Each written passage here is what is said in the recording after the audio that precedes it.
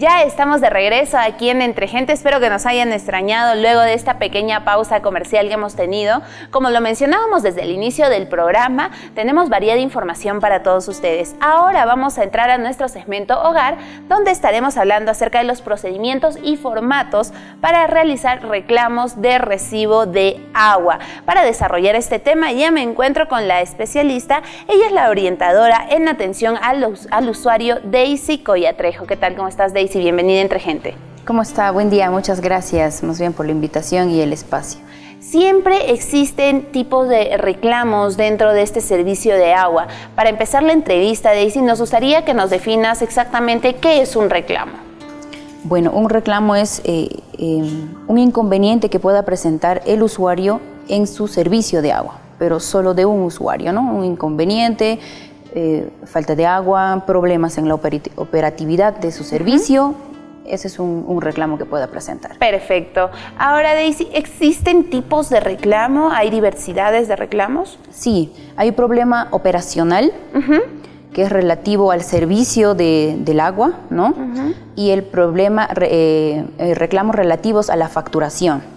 Eso cuando son reclamos que finalmente hacen que tu facturación, tu monto facturado se incremente y de lo cual el usuario no esté de acuerdo, ¿no? Claro, en todo caso, cuando pasa esto, que es algo muy común, creo que dentro de todos los reclamos es uno de los más comunes. Cuando pasa esto, nosotros tenemos todo el derecho de exigir el por qué se nos está cobrando ese monto. Correcto. O sea, el usuario tiene el derecho de presentar un reclamo. ¿Ya? Y la empresa de agua está en el deber de recibir el reclamo y contestarle de acuerdo a los formatos establecidos, ¿no? Perfecto. Sí. Entonces ahora hablemos acerca del procedimiento. ¿Cuáles son los pasos que debemos seguir cuando nosotros queremos hacer un reclamo a la empresa que nos está brindando estos servicios de agua? Ya, mire, partamos con, por ejemplo, tenemos el formato 1, eso está aprobado en la resolución de Consejo Directivo número 066-2006 de la SUNAS. Ahí tenemos 10 formatos. El primer formato, y lo que la gente tiene que saber es un reclamo relativo a problemas operacionales, no relativo a la facturación, utilizan el formato número 1, siempre que ese problema solo afecte a una conexión. ¿Ya? Está bien. Eso es en el formato número 1. Se acerca, solicita y la empresa le da el formato. Rellenan el problema y la empresa tiene 48 horas para responder, porque es un tema operacional más que nada. Vale decir, por ejemplo, no tengo agua, voy y lo formalizo, porque de todas maneras es mejor formalizar el reclamo. Claro. Por ejemplo, solicité mi conexión nueva, no me lo instalaron en los 15 días que está establecido. También ingresa al formato 1. Exacto. Me prometieron colocarme el medidor, no sé, en un tiempo determinado, se pasaron del plazo, también el formato. No es más temas operacionales. Operacionales y de una conexión. De una conexión, exacto. Perfecto. Por ejemplo, fuga de agua en la caja de medidor, reporto a la empresa, no me hacen caso, lo formalizo en el formato número 1, ¿no? Eso es para temas operacionales, básicamente, y no relativos a la facturación, o sea, no te afecta al monto facturado en tu recibo. Claro, eso nos referimos al momento de hablar de operacionalización. Ahora, en el tema de conexión, de solo una conexión, ¿a qué nos referimos con ese término? Una sola conexión es tu caja de medidor frente a tu predio. Un solo usuario, cuando es afectado un solo usuario. Listo, para tenerlo en claro y para que todas las personas puedan saber exactamente cuáles son las definiciones de cada uno de estos términos, porque a veces se nos parece un poco complejo toda esta información. Pasemos a los siguientes formatos y al siguiente procedimiento. Ok. Una vez presentado ese reclamo,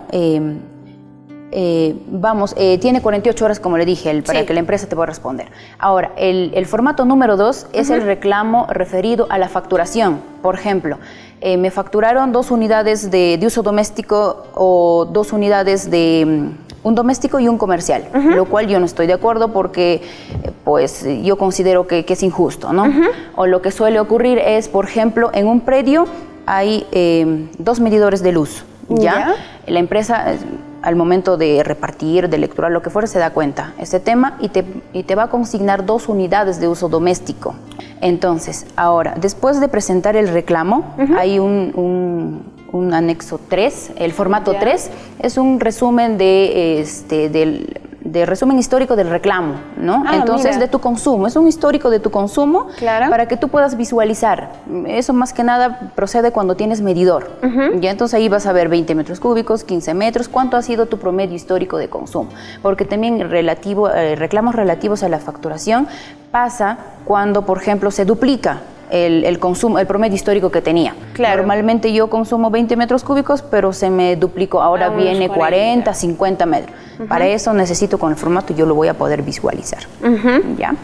De ahí viene, hay un formato número 4, que es el acta de conciliación. Entonces, después de haber dado en el acta de conciliación, te da una posible solución la empresa.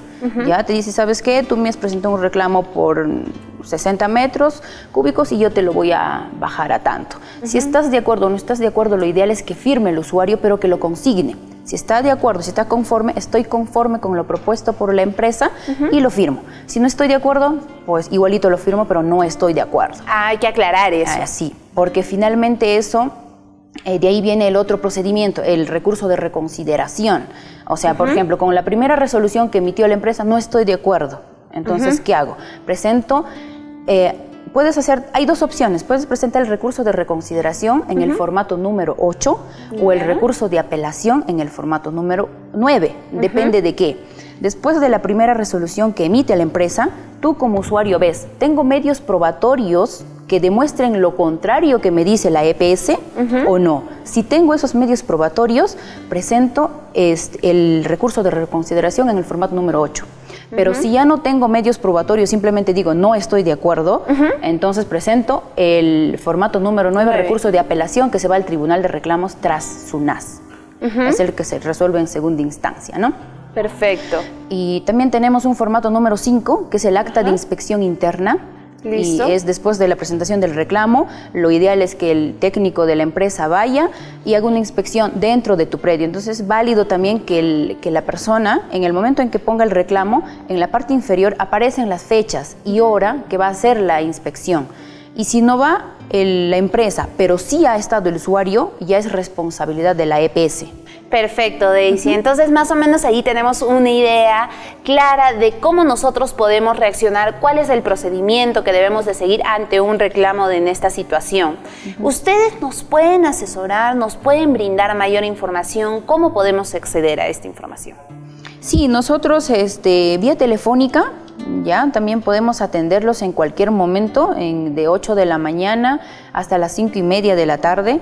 Si tienen algún problema antes de iniciar incluso un reclamo, nos pueden llamar o se pueden acercar a nuestra oficina. Está en Prolongación Julio Zúmar 461, 3 cuadras antes de Ferrocarril. Y igualito, estamos para orientarlos desde el inicio o antes de presentar el reclamo incluso y hasta que se termine con la resolución. Y lo recomendable es que no se rindan en el camino, porque hay muchos que 35 días hábiles dicen no, es demasiado tiempo y encima tengo que apelar al TRAS.